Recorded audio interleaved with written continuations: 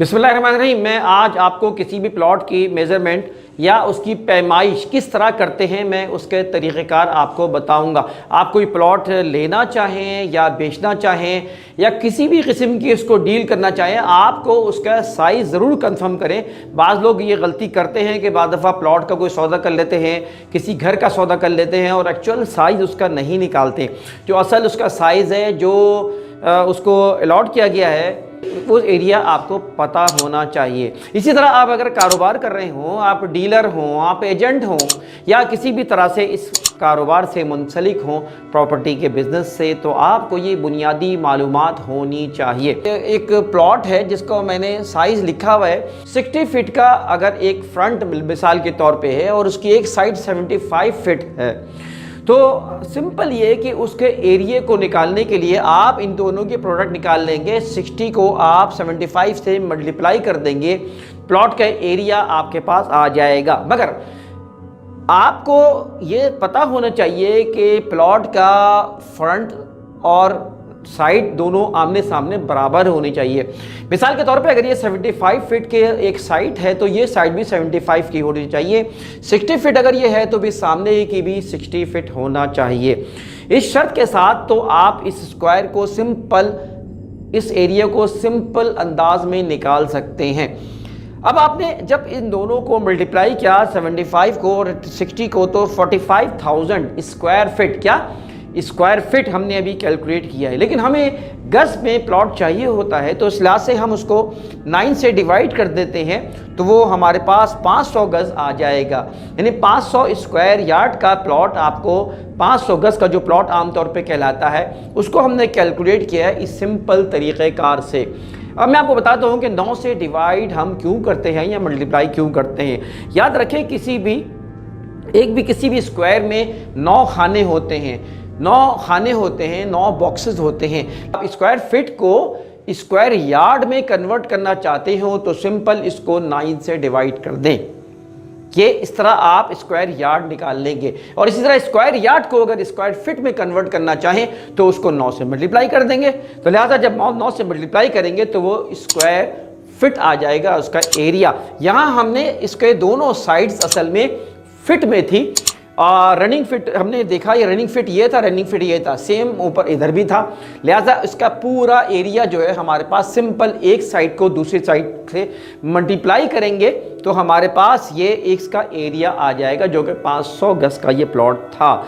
यानी 500 square yard का ये प्लॉट था जिसको हमने आज कैलकुलेट किया। अब अगर एक ऐसा प्लॉट हो जिसकी साइड्स जो है वो बराबर ना हो, जैसे मिसाल के तौर पे यही प्लॉट अगर इस शेप में हो कि जिसमें एक साइड जो है हमारी वो 75 हो और ये 40 फीट की साइज़ हो, जबकि उसका कुछ ये नीचे वाला जो है ना एक्चुअली वो 60 फीट का हो, यानी 60 फीट उसका साइज़ हो और यहाँ 40 फीट हो, बाकी ये यहाँ पे 75 फीट हो। तो फिर हम इसको दो तरीक़ेकार से करेंगे। एक तो सिंपल ये, अगर हम इसको तसव्वुर कर लेते हैं, ए का एरिया हम इसी तरह जैसे हमने इस प्लॉट का साइज़ निकाला था, इसी तरह हम उसको अलग से एक हम लाइन ड्रॉ करेंगे और उसका एक रेक्टेंगुलर तरीका, एक ट्रायंगल उसको निकाल लेंगे। यानी इसको हम अलग कर लेंगे और इसको अलग कैलकुलेट कर लेंगे। हमने अब ए को जब कैलकुलेट करेंगे बिल्कुल इसी तरीक़ेकार से, याद रखें कि इसी तरीक़ेकार को इख्तियार करते हुए हम ए का साइज़ निकालेंगे। तो ए का साइज़ हमारे पास ये एक 333.33 आपके पास एरिया आ जाएगा स्क्वायर यार्ड का। अब हम जो है इसको अलग से कैलकुलेट करके देखेंगे कि वो उनको 20 सपोज कर दिया तो वो 75 का साइज़ तो ये है ही मौजूद एक साइड, और दूसरी साइड जो है 20 फीट की साइड था। अब ये 20 फीट का साइज़ और ये 75 फीट के जो रनिंग फिट है, इन सबको हम मल्टीप्लाई करेंगे तो ये साइज़ आ जाएगा। लेकिन याद रखें, क्योंकि ये हमने एक ट्रायंगल टाइप का हो, जो ट्रायंगल टाइप का होता है वो दरअसल इसका एक तरह का आधा होगा। तो अब ये ट्रायंगल का हम इसीलिए इसको 2 से डिवाइड करेंगे। जब 2 से डिवाइड करते हैं तो उसका हाफ एरिया, ये दरअसल एक तरह का ये ट्रायंगल है तो ये हाफ एरिया है, तो लिहाजा हाफ एरिया 2 से डिवाइड करके फिर इसके बाद 9 से उसी तरह हम डिवाइड कर देंगे। 9 से डिवाइड, पहले 2 से डिवाइड करेंगे फिर 9 से डिवाइड कर देंगे तो स्क्वायर यार्ड आ जाएगा, 83 स्क्वायर यार्ड आ जाएगा। जब हम ए और बी दोनों को मिलाएंगे 416 स्क्वायर यार्ड का हमारे पास प्लॉट का एक्चुअल साइज आ जाएगा। इस तरह जो है हम अगर कोई प्लॉट जो है वो इक्वल ना हो, उनकी साइड्स अगर आमने सामने की इक्वल ना हो या स्क्वायर की शक्ल में ना हो, सेम साइज़ ना हो, तो फिर हम उसकी कैलकुलेशन इस तरह करते हैं। ये तो एक तरीक़ेकार है जिसमें आप बाकायदा जो है वो इसको जो है अलग अलग कैलकुलेट करके उसको ऐड कर लेते हैं तो प्लॉट का साइज़ आ जाता है। एक और तरीक़ेकार ये है कि आप इस प्लॉट को आप बाइसेक्ट कर लें, 2 हिस्सों में डिवाइड कर लें। यानी इसी प्लॉट को अगर आप 2 हिस्सों में डिवाइड कर लेंगे तो आपके पास 2 एरियाज़ आ जाएंगे। ये 2 एरिया आ जाएगा।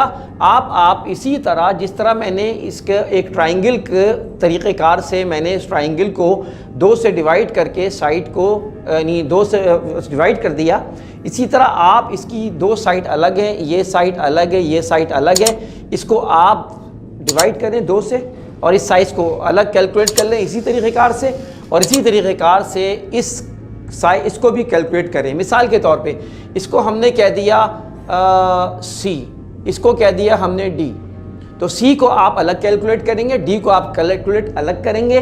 तरीक़ेकार यही होगा जो कि मैंने इस तरीक़ेकार से अलग कर दिया। इस तरह जब आप दोनों को मिलाएंगे तो आपके पास प्लॉट का साइज आ जाएगा।